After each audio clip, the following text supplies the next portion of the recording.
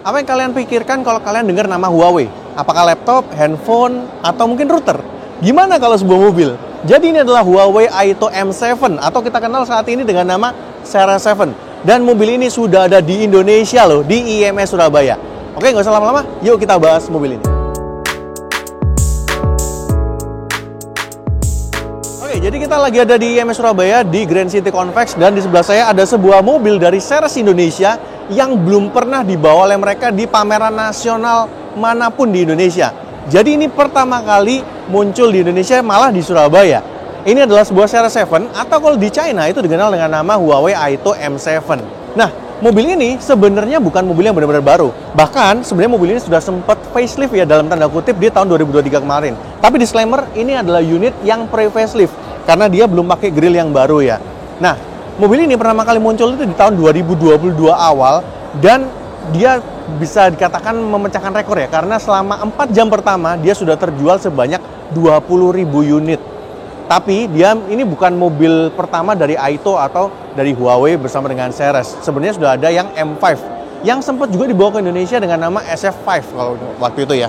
Nah, gak usah lama-lama, kita akan bahas spesifikasi, desain, eksterior, interior, dan juga fitur apa aja. Dan disclaimer dulu, sepertinya videonya agak sedikit panjang karena banyak banget fitur yang menarik di mobil ini.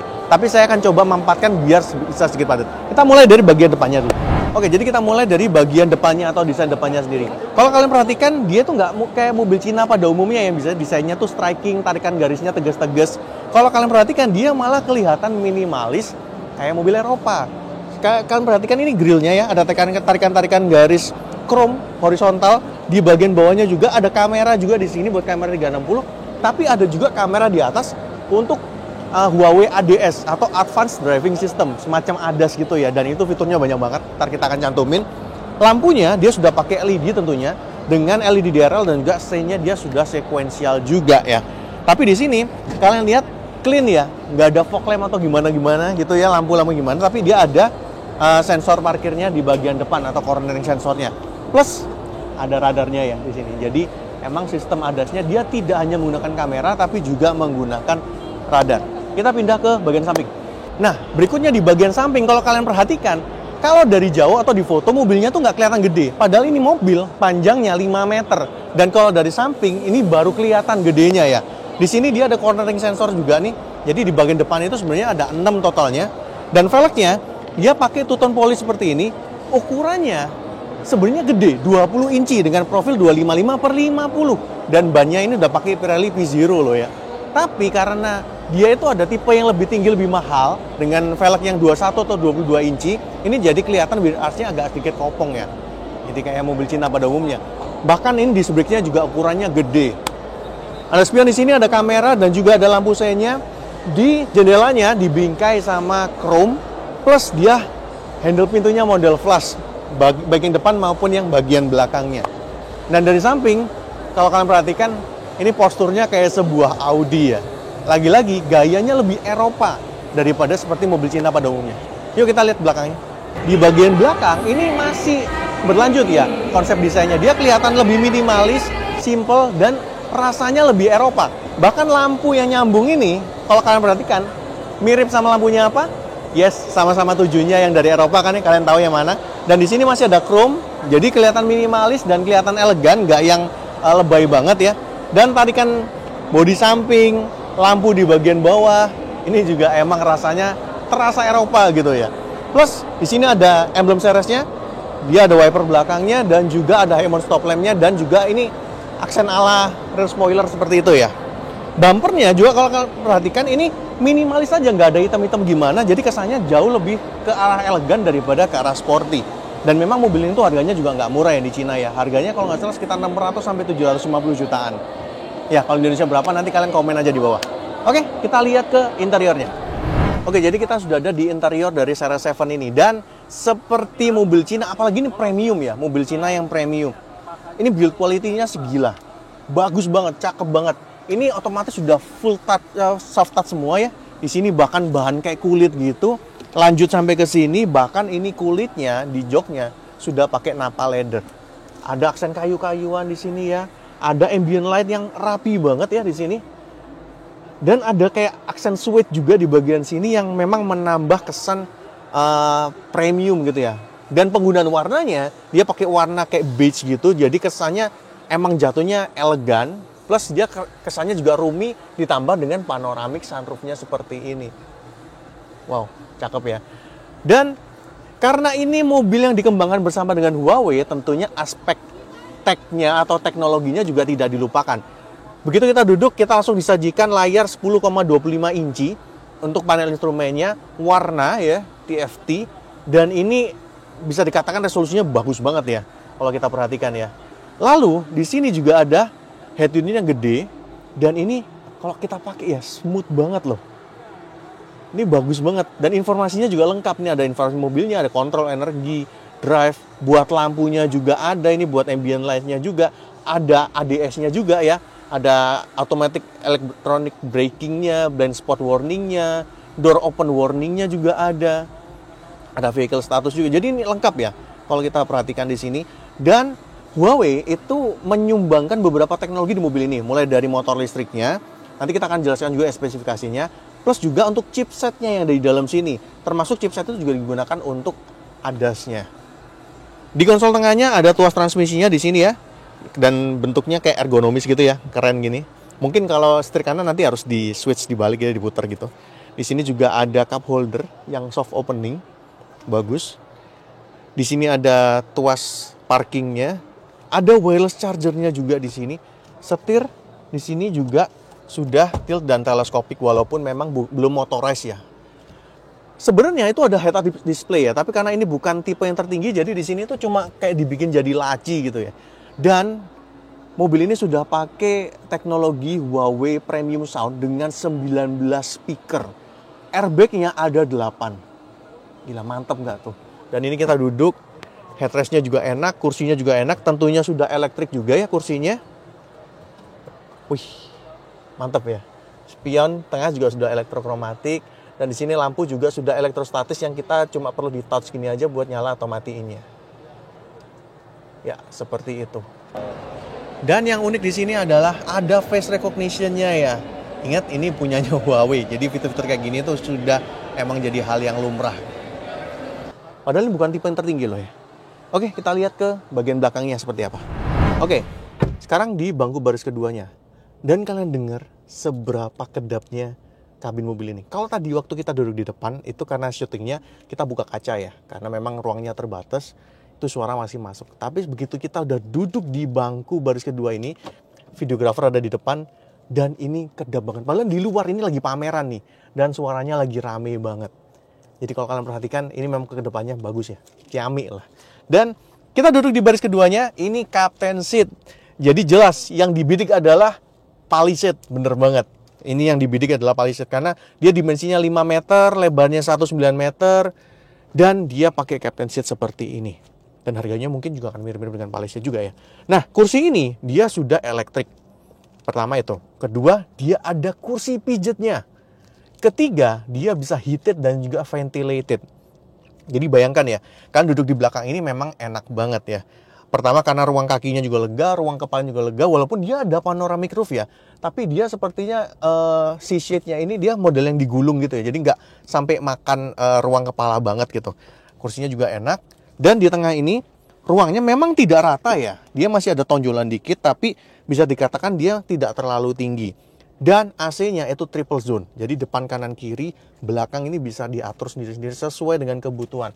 AC-nya di bagian sini ada lampu juga kanan dan juga kirinya. Dan dia punya headrest seperti ini ya. Ini kita bisa atur tingginya seperti ini dengan tuas di samping kayak Mercy ya. Dan sama build quality-nya. Di sini masih ada soft touch, ada kayu-kayuan, ada suede juga di bagian sampingnya, dan di bawahnya masih ada bahan seperti bahan kulit gitu ya, sintetis gitu. Ini sih nyaman sih. Untuk kalau kalian emang kepengen sebuah mobil elektrifikasi dengan body size yang gede, tapi mungkin kalau kalian pikir EV9 itu kemahalan, mungkin ini bisa jadi opsi yang menarik. Tapi balik lagi, ini range extender ya, bukan full EV. Kita mau cobain ya, duduk di bangku baris ketiganya seperti apa. Duduk di bangku baris ketiga ini seperti SUV 7-seater pada umumnya selalu jadi anak tiri dalam tanda kutip ya. Karena memang ya ruangnya nggak lega ya. Kalau kursinya dimajuin banget kayak di bangku baris kedua kayak gini ya, yang mana dia berpengaruh terhadap kursi bangku baris kedua ya untuk legroomnya.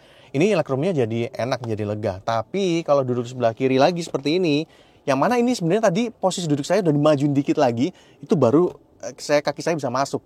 Jadi sempit ya. Ya memang SUV 7-seater seperti itu. Dan kursinya juga agak dingklik ya. Jadi sudut kakinya, sudut pahanya ini agak sedikit naik seperti ini. Kalau perjalanan nggak jauh mungkin nggak apa-apa. Tapi kalau perjalanan jauh mungkin agak capek. Mungkin di bagian belakang ini lebih cocok buat anak kecil gitu ya. Tapi untuk akomodasi dia masih ada cup holder kiri dan juga kanan. Dan di armrestnya ini masih ada bahan soft touch lagi. Jadi ini enaknya taruh tangan seperti ini. Ada seat belt. Dan ini seat beltnya rapi ya. Ada kayak lockingnya di sini. Kalau nggak dipakai bisa disimpan seperti ini, jadi nggak keleweran seperti itu. Ada AC juga dan juga ada lampu seperti ini. Bahkan di belakangnya kursi yang bangku baris kedua ini masih ada bahan kayak kayu gitu ya. Dan ini bahannya bagus ya. Ya, balik lagi. Ini adalah sebuah mobil premium dari Huawei bersama dengan Ceres. Jadi emang secara build quality sebenarnya digarap dengan serius ya. Oke, kita mau lihat mesinnya dari mobil ini. Nah, sebelum kita lihat spek mesinnya, ini ada yang menarik nih. Ini bukan tutup tangki bensin ya. Kalau kita buka, ternyata ini charger. Karena sebenarnya mobil ini itu bisa di-charge eksternal juga. Selain dia menggunakan mesin sebagai generatornya. Dan kalau kalian perhatikan, ini sudah CCS Type 2. Ini adalah bukti bahwa mobil listrik dari Cina atau mobil elektrifikasi dari Cina itu bisa kok pakai colokan kayak gini. Kalau yang nggak mau, ya itu brandnya aja ya. Ya, begitulah. Oke. Dan di sini ada QRIS-nya buat ini ya, bukan QRIS ya, ini maksudnya QR code buat survei, mereka mau survei. Jadi kalau emang surveinya masuk, mungkin mobilnya mau dijual di Indonesia. Oke, kita lihat ke mesinnya. Oke, kita buka kap mesinnya dan udah hidrolik. Dan kita nggak bisa lihat apa-apa, karena di cover semua ya. Tapi di sini di dalamnya ada mesin 1500 cc SFG 15RE, yaitu itu adalah mesin yang dalam tanda kutip turunannya dari mesin Glory 580, iAuto dan kawan-kawan. 1500 turbo. Tapi guna mesinnya bukan untuk menggerakkan mobil, melainkan menjadi genset. Jadi kita nggak peduli sama torsi dan juga tenaganya mesinnya. Yang kita peduli adalah tenaga dan torsi dari Huawei OneDrive electric motornya. Di mana tenaganya untuk yang versi AWD ini 449 PS, torsinya 600-an Nm. Ini gede banget, 660 kalau nggak salah deh torsinya. Ini gede banget. Walaupun dia mobilnya gede ya. Emang mobilnya 5, sekian meter, 5 meter lebih dikit, tapi torsi dan tenaganya juga gede, nggak kalah kalau kita bandingin dengan mobil-mobil diesel. Bahkan kalau kita bandingin dengan mobil diesel, ini torsi dan tenaganya jauh lebih gede. Nah, di sini motor listriknya disupport dengan baterai 40 kWh lithium ion. Biasanya kalau mobil China itu kan pakai LFP ya. Di sini dia pakai ternary lithium ion. 40 kWh untuk mobil range extender dia itu gede banget. Oleh karena itu, dia bisa di charge secara eksternal ya. Dan charge eksternalnya tadi itu, dia kalau dari 30-90% itu cepat banget, cuma sekitar 30 menitan. Kalau di fast chargingnya. Nah, dengan motor listrik yang digunakan, mobil ini tuh dari 0 sampai 100 km per jam, akselerasinya bisa mencapai 4,8 detik doang. Buat mobil 5 meter, itu kenceng banget. Sedangkan versi RWD-nya, dia 7,8 detikan. Nah, top speed-nya, dan kita yakin itu bisa lebih dari angka itu, adalah 190 km per jam. Tapi karena ini mobil listrik dan juga range extender sepertinya di limit ya. Padahal kayaknya bisa lebih kencang dari itu. Mungkin 200 mah gampang buat mobil ini ya. Dan kalau kita ngomong range, kalau kita gabungin antara range dari bensinnya ditambah dengan range dari motor listriknya, baterainya, itu total untuk versi AWD bisa mencapai 1100 km. Yang mana kalau kalian pakai dari Jakarta ke Surabaya itu masih sisa-sisa. Bahkan mungkin bisa sampai ke arah Bali ya. Jadi so far, dengan semua teknologi, dengan fiturnya, harga yang paling penting. Harga dari mobil ini di China-nya start dari 269.000 yen. Jadi kalau kita rupiahkan sekitar 599 jutaan sampai 750 jutaan rupiah. Jadi balik lagi, ini mobil SUV, body size-nya gede, fiturnya lengkap, dan di dalam build quality-nya juga bagus banget. Jadi secara harga, kalau harganya segitu di China, emang bisa dikatakan, kita bisa melogika lah ya, harganya memang cukup tinggi. Nah, yang paling penting buat teman-teman dari Ceres Indonesia sepertinya adalah pricing dari mobil ini. Kalau emang yang di bidding Palisade, tentunya pricingnya juga harus bersaing. Nah, terakhir, sebelum kita sampai di kesimpulan, Jadi mobil ini kan pakai nama AITO dalam tanda kutip ya. Itu adalah bagian dari Harmony Intelligent Mobility Alliance atau aliansi yang dibangun oleh Huawei bersama dengan beberapa brand mobil di China untuk memproduksi mobil elektrifikasi yang dalam tanda kutip intelligent gitu ya, yang pinter. Dan AITO sendiri tuh singkatan loh ternyata. AITO itu adalah singkatan dari Adding Intelligence into an Auto. Jadi menambahkan kecerdasan pada sebuah kendaraan. Ya, mobil China itu emang sepertinya singkatan-singkatan itu terlalu harafiah ya. Seperti GAC Aion juga, Aion itu singkatan dari AI On. Atau mungkin Jeku itu Jaeger and Cool. Jadi emang harafiah banget ya mobil China. Oke, kita sampai di kesimpulan. Buat siapakah mobil ini? Sementara ini memang mobil ini masih survei ya. Jadi masih cek pasar lah, cek ombak di Indonesia. Apakah bakal laku atau tidak. Nah, kalau mobil ini dijual di Indonesia, tentunya yang dibidik adalah kalangan menengah ke atas. Yang kepengen ngerasain elektrifikasi, tapi nggak mau yang ngecas-ngecas banget gitu. Bisa ngecas, bisa belajar habit ngecas, tapi bukan jadi sebuah sumber utama untuk kalian dapat listriknya. Listriknya masih bisa digenerate dari mesinnya. Jadi cocok buat kalian yang FOMO tapi mager, nggak mau ngecas gitu, nggak mau beli charger atau gimana lah. Nah, kalau kalian emang seperti itu, mungkin kalian layak untuk mempertimbangkan mobil ini kalau mobil ini masuk ke Indonesia nanti. Dan kita harus ingetin, di Indonesia saat ini, untuk sebuah SUV dengan panjang 5 meter, itu opsinya kalau nggak hybrid, ya harus full listrik. Kalau yang range extender, belum ada sama sekali. Bahkan salah satu range extender yang cukup terkenal di dunia, yaitu e-Power dari Nissan, itu biasanya pakai di mobil-mobil yang kecil. Yang body size-nya gede kayak Serena atau X-Trail juga belum dijual di Indonesia. Jadi gimana menurut kalian? Kalau kalian mungkin punya saran dan juga kritik buat teman-teman Ceres yang harus dipertimbangkan sebelum mobil ini masuk ke Indonesia, kalian bisa komen di kolom komentar di bawah. Oke, kayaknya itu aja sih dari Autonet Max. Thank you buat teman-teman yang nonton sampai akhir. Kalau kalian suka boleh like, share teman-teman kalian, komen di bawah, subscribe buat yang belum, mampir-mampir juga ke sosial medianya Autonet Max dan juga di websitenya Autonet Max. Kita juga terima kasih buat teman-teman dari Ceres Indonesia yang udah kasih kita kesempatan buat bisa nge-review mobil ini. Karena mobilnya sebenarnya masih dikunci ya, belum boleh dimasuk-masukin. Oke, itu aja. Sampai ketemu di video selanjutnya. Bye-bye.